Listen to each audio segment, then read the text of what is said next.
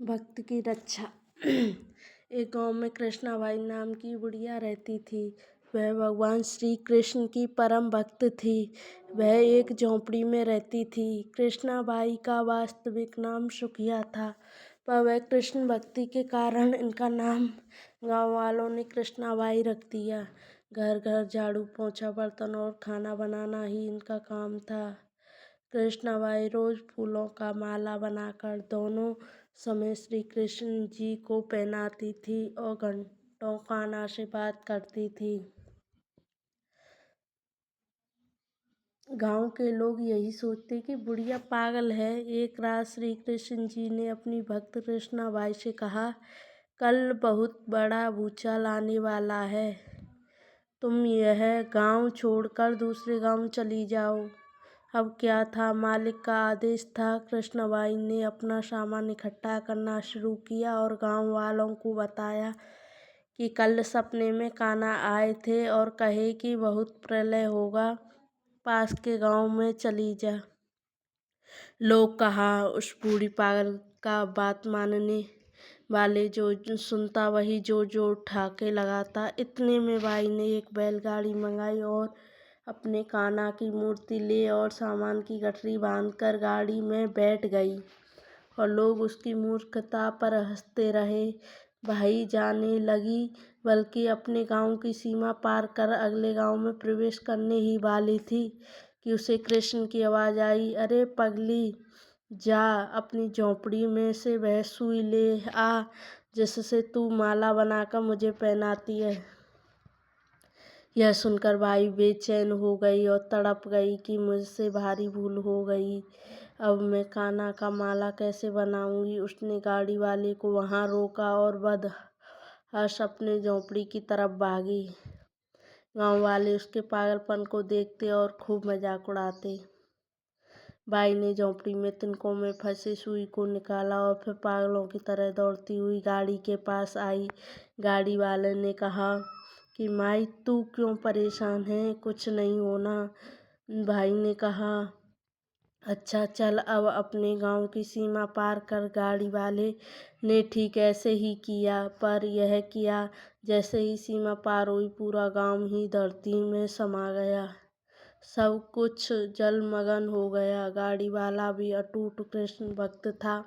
यह इनके इन प्रकरण भगवान ने उसकी भी रक्षा करने में कोई विलम्ब नहीं किया। प्रभु जब अपने भक्त की मात्र एक सुई तक की इतनी चिंता करते हैं तो वह भक्त की रक्षा के लिए कितना चिंतित होते होंगे। जब तक उस भक्त की एक सुई उस गांव में थी, पूरा गांव बचा था।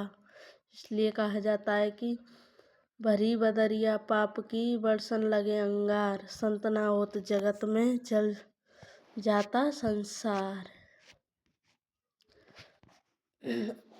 राजा ने मंत्री को 3 प्रश्न किए। एक समय की बात है कि एक प्रतापी और न्यायप्रिय राजा अपने राज्य पर शासन करते थे। वे बहुत बुद्धिमान थे, पर साथ ही अपने दरबारियों की सूझबूझ और ज्ञान की परीक्षा भी लेते रहते थे। उनके दरबार में एक अत्यंत चतुर और समझदार मंत्री हुआ करता था, जिसकी बुद्धिमती की चर्चा दूर दूर तक फैली हुई थी। राजा अक्सर मंत्री से कठिन और अनोखे प्रश्न पूछकर उसकी बुद्धि की परीक्षा लेते थे।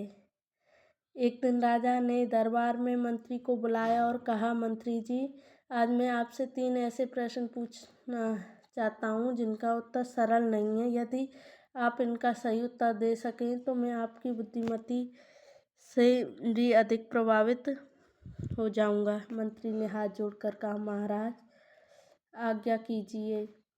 राजा ने 3 प्रश्न। ईश्वर कहाँ करता है? ईश्वर कैसे मिलता है? ईश्वर क्या करता है? ईश्वर कहाँ रहता है? ईश्वर कैसे मिलता है? ईश्वर क्या करता है? इन प्रश्नों को सुनकर मंत्री कुछ देर सोच में पड़ गया। फिर विनम्रता से बोला, महाराज ये प्रश्न बहुत गूढ़ है और गहन है। मुझे इन पर विचार करने के लिए 1 दिन का समय चाहिए। मैं कल आपको इनके उत्तर दे दूंगा। राजा ने सहमति दे दी।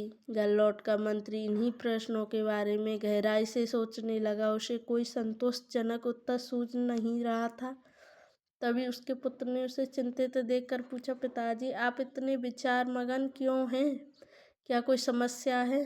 मंत्री ने राजा द्वारा पूछे गए तीनों प्रश्न अपने पुत्र को बता दिए। प्रश्न सुनकर पुत्र मुस्कुराया और बोला, पिताजी इन तीनों प्रश्नों का उत्तर मैं दे सकता हूँ। आप मुझे कल अपने साथ दरबार ले चलिए। मंत्री को अपने पुत्र पर पूरा विश्वास था, इसलिए वह तैयार हो गया।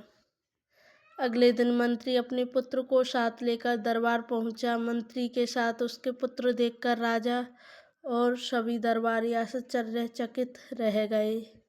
मंत्री ने राजा को प्रणाम किया और कहा, महाराज आपने जो प्रश्न पूछे थे उनके विषय में मैंने अपने पुत्र से चर्चा की। वह इन प्रश्नों के उत्तर देना चाहता है। आपकी अनुमति हो तो वह उत्तर प्रस्तुत करे। राजा ने उत्सुकता से कहा, अवश्य, हम उसके उत्तर सुनना चाहेंगे। मंत्री के पुत्र ने राजा को प्रणाम किया और बोला, महाराज पहले प्रश्न का उत्तर देने से पूर्व मैं निवेदन करता हूँ कि शक्कर मिला हुआ दूध मंगवाया जाए। राजा ने सेवक को आदेश दिया। कुछ ही देर में शक्कर घुला दूध आ गया। पुत्र ने कहा, महाराज कृपया इस दूध को चखकर बताइए कि इसका स्वाद कैसा है। राजा ने दूध चखा और बोले, यह दूध मीठा है। पुत्र ने फिर पूछा, महाराज क्या आपको इसमें शक्कर दिखाई दे रही है? राजा मुस्कुराए बोले, नहीं, शक्कर तो दूध में पूरी तरह घुल चुकी है, वह दिखाई नहीं देती। तब मंत्री का पुत्र बोला, महाराज ठीक इसी प्रकार ईश्वर भी संसार की प्रत्येक वस्तु पर रचा बसा है।